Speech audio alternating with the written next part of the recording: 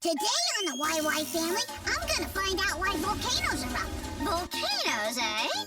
Oh, that's easy. And my dad is gonna tell me how a camera works. My uncles travel inside a human body to find a virus. We'll find one. Microbes are everywhere. My mom and I are going to Africa to see zebras. And my grandpa is giving me the entire solar system for my birthday. I can't wait.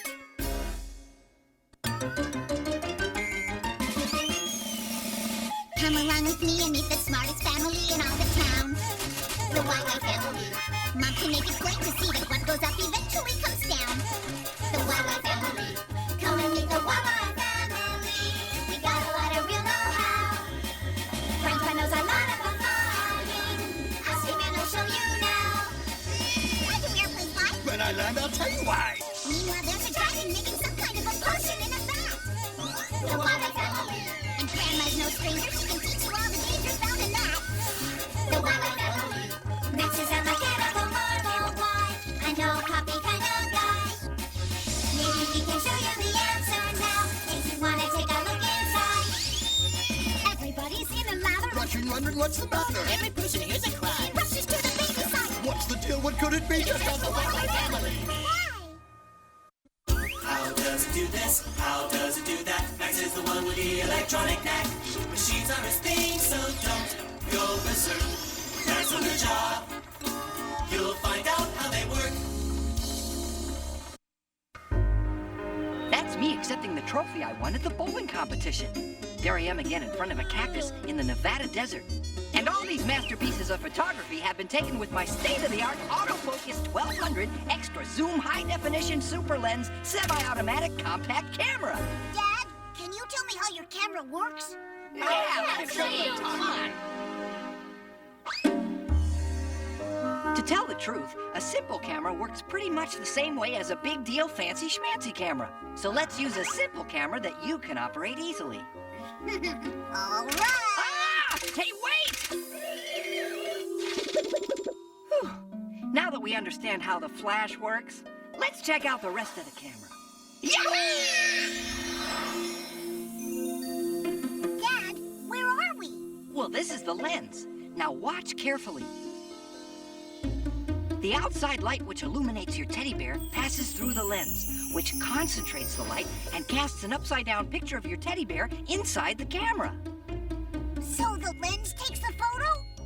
No. The lens is important, but it's only one of the many parts of the camera. There's also the camera body, the shutter, the release knob. I beg your pardon. Ah! If you don't mind my saying so, I'm the one who does most of the work. Without me, you'd never have a sharp picture. I'm the star of the show. Don't listen to this, Victor. There's plenty more to see behind the lens. It's not nearly as interesting. What do you say we light out of here? Do you mean like the light rays? Exactly.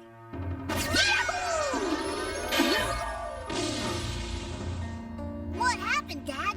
Well, just like the light, we have to get past the iris, which opens or closes depending on the amount of light outside.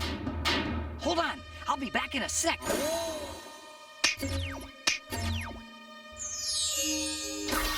Yes! After you, Victor. All right. Way to go, Dad. Hey, who turned on the lights? Boy, it sure is dark in here. That's why this part of the camera is called the dark chamber. Clever name. See here? The image we want to photograph is projected here. Hey, it's my teddy bear. Now this, my little friend, is the shutter. It's like a curtain in front of the film. Indeed it is indeed. You see, when the light hits the film, it triggers a chemical reaction, and that's how the image is reproduced. If the film gets too much light, like this one just did, then it's ruined. So the shutter keeps that from happening by opening and closing very quickly when we push on this little knob. I get it. The film gets just enough light to make the picture. Exactly. Wow, that wasn't so tough. Great. Now let's go find out who's messing around with my camera. So it's you. The camera! Ooh, steady. I've got it. I've got it. My teddy bear! And here I am with Victor and Basalt, performing the amazing YY Pyramid. I don't think we'll try that again anytime soon.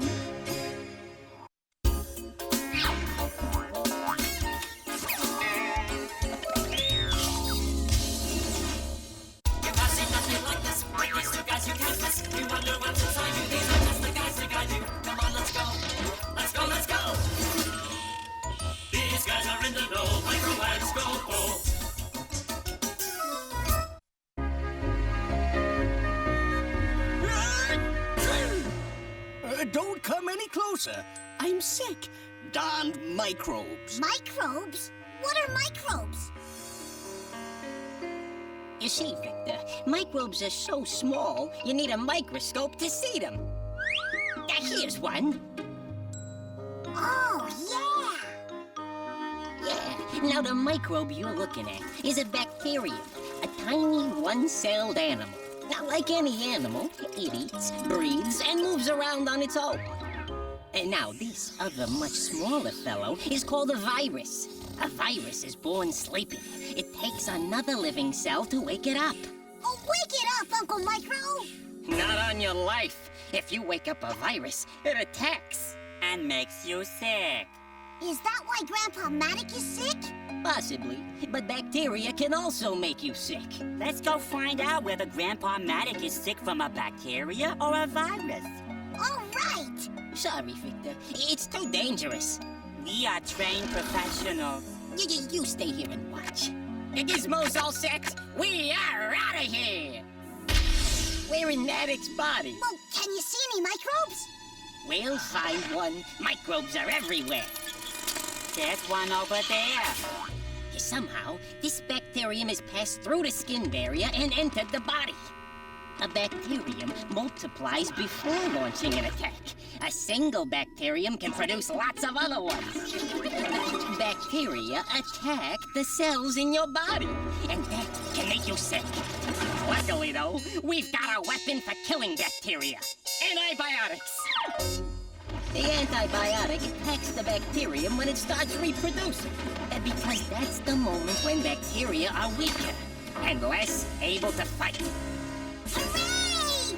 Grandpa Matic is cured! And not quite, because he also might have a virus. But we'll try to find out. The virus cannot live by itself the way a bacterium can. It's a parasite. It lives off other cells. First, the virus enters the cell and takes it over. It tells the cell to make more viruses. Then, the virus proceeds to kill the cells. That's how it makes us sick. Our bodies have ways of fighting viruses. To begin with, the cells will sound the alarm. This brings the white corpuscles. Special cells which protect the body from invaders. Now, when the white corpuscles encounter a virus, they produce antibodies, substances which are specially created to attack that virus. So, if the virus comes back into the body, it's like finding itself in a minefield. That's why there are some diseases you can only catch once. We're nearly out of here. Scopo? Yeah. Would you mind terribly getting off of me so I can breathe? The things I do for science. Who has all the answers about the sun and moon and stars? That would be Zygo and Matic. Who can tell us all about the atmosphere and Mars? That would be Zygo and Matic. Pick a spot in outer space, they've been all around the place. Zygo and Matic, here they come.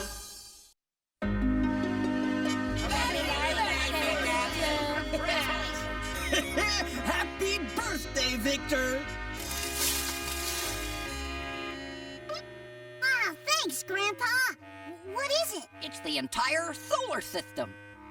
What's the solar system? The solar system is, first of all, the sun. There are 9 planets, which all revolve around the sun. The closest And hottest. is Mercury. Then comes Venus, the Earth, Home, sweet home. Mars, Jupiter, Saturn, Uranus, Neptune, and finally my personal favorite, Pluto, the smallest. There you are. That's our solar system. Enough theory. Come on, let's go see the solar system. Yippee!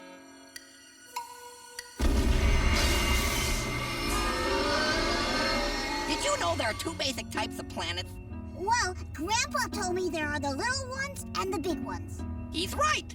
Most of the small planets, Mercury, Venus, Mars, and Earth, are close to the sun. They're referred to as hard planets. Further away from the sun are the giant planets, Jupiter, Saturn, Uranus, and Neptune. Well, let's check out a hard planet, like Mercury. Mercury? The temperature on Mercury is over 800 degrees! Did I say Mercury? Oh, I meant Mars, of course.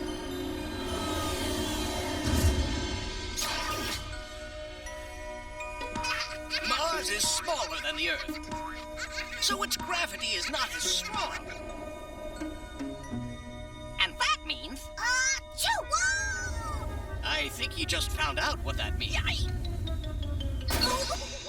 Wow, that was cool. It sure is. The temperature on Mars is never warmer than minus 22 degrees Fahrenheit. Look, Grandpa. Those are the moons of Mars, Phobos and Deimos. Come on, we've got a long way to go. Hey, somebody's shooting at us. We're in the asteroid belt. Billions of rocks orbiting the sun between Mars and Jupiter. Hey, is that Jupiter? Yep, biggest planet in our solar system. 1,300 times the size of the Earth. Wow. Hey, that one has rings around it. That's Saturn. It's the second largest planet in our solar system. It's only 850 times larger than the Earth. Can we go to the rings? I can fly this crate anywhere. No, Grandpa. The ring is made of ice, rocks, and dust. We could damage the ship. Well, the planets aren't very friendly. Is there another solar system we could visit? Well, Victor, there are billions of stars, but they're much too far away to visit. Well, that may be true. But I already know at least one nice planet. I know! It's Earth! I could take you there with my eyes closed. Oh, yeah? Really? All right, you're on! Stop, Victor! Oh, I was joking!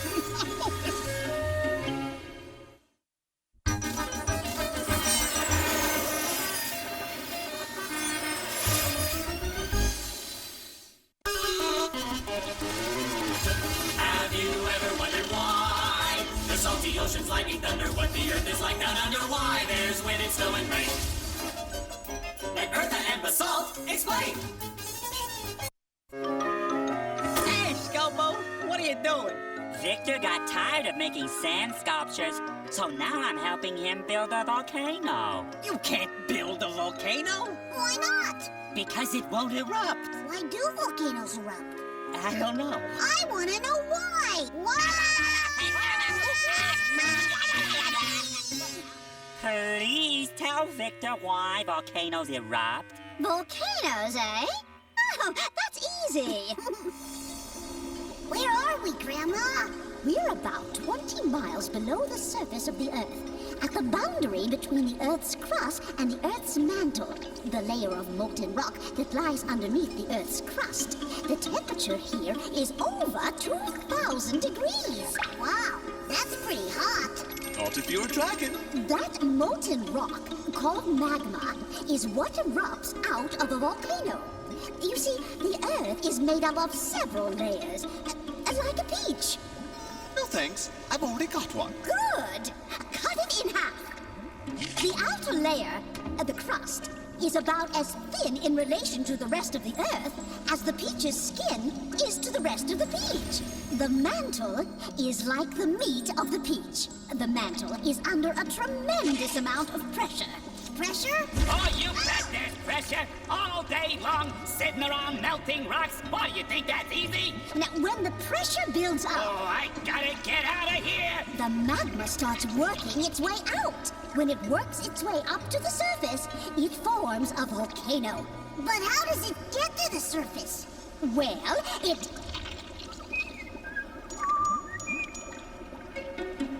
The magma works its way to the surface through fissures, cracks in the Earth's crust. The surface of the Earth is made up of several large pieces called tectonic plates. Where these plates are joined together, you have fissures that the magma can get through. Boom! Uh-oh. I think we just created a volcano. Come on, boys, we're stepping out. Basalt, get us out of here! Where are we going, Grandma? Well, if this were an existing volcano, I'd expect us to wind up somewhere in the Ring of Fire.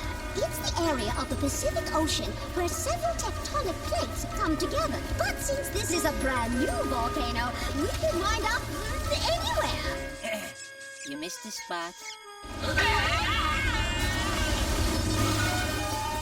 When the magma reaches the Earth's surface, it's called lava. An eruption also produces smoke, ash, rocks, and mud. What happens now?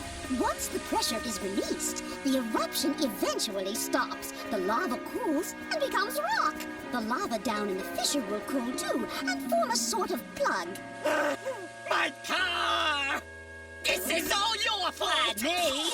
Victor wasn't even asking questions, so you showed up. We were having a fine time in the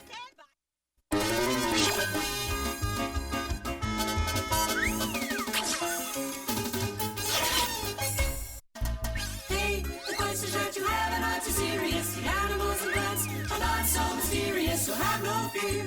Everything will be made clear. Vanilla, quick, and quack are here. Come on, Victor. A spoonful for Daddy, a spoonful for Mommy, a spoonful for Grandma Eartha, Grandpa Matic, Zygo, Uncle Micro, Uncle Scopo, and a spoonful for Basalt. Wow! Your dessert! Look at you. You have chocolate stripes all over, just like a little zebra. Did someone throw pudding all over zebras? No. So, why do zebras have stripes? That's an easy one. Everybody knows why zebras have stripes. Just for that, I'm not gonna tell ya. Here we are on the plains of southern Africa. This is where zebras live, Victor. And giraffes, too. Whoa! And an elephant! Hey, watch it! Getting so an elephant can't even go out anymore here. This is a good spot. Take a look. Zebras. Where? Where? Cool. I'm gonna get a better look. Hey, listen, don't get too close. Wild animals can be dangerous. Says you. Hey, you, zebra. Why do you have stripes? Because the store was all out of polka dots. It's not enough to aggravate me. You had to go annoy a zebra, too. Stop fighting, you two. Why do you think zebras have stripes? That's easy. They're for camouflage. Their stripes make it easier for zebras to hide behind trees. Cool. But there aren't any trees around here. Oh, yeah. You're right. Actually, no one knows for certain why zebras have stripes, but scientists have come up with several theories. Like most animals, zebras have developed features which help them to survive. When zebras stand side by side, their stripes create an optical illusion. This confuses the line and makes it harder for it to judge distances accurately. But there are some other theories as to why zebras have stripes. Why? Well, some experts think their stripes help zebras recognize each other. Look over there. Aw, poor little zebra. He's lost. Don't worry, he'll soon find his mommy. If you look carefully, you'll see that each zebra's stripes are different. See? Everything worked out just fine. Oh, I get it. The zebra recognizes his mommy's stripes, just like I recognize your face or your hair. Right. And it's not just mommies and babies. The stripes help the members of the entire herd identify each other. Oh, you mean like a football team wearing the same kind of uniform? Yes, good comparison. That's ridiculous. Zebras can't play football.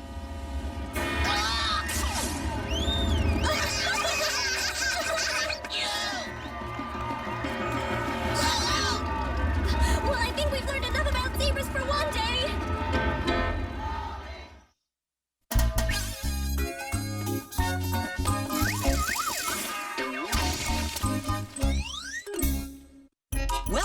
What'd you learn today? Oh, tons of neat stuff. I learned that cameras work by focusing light through a lens and controlling how much light reaches the film. I learned that viruses and bacteria make us sick. Darned microbes. And I learned how our bodies get rid of them. I saw a volcano erupt when molten rock flowed up through a crack in the Earth's crust. And I learned that we don't really know why zebras have stripes, but we think they help keep them safe from lions. Sounds like a pretty big day. It was, but I still have plenty of questions left for next time.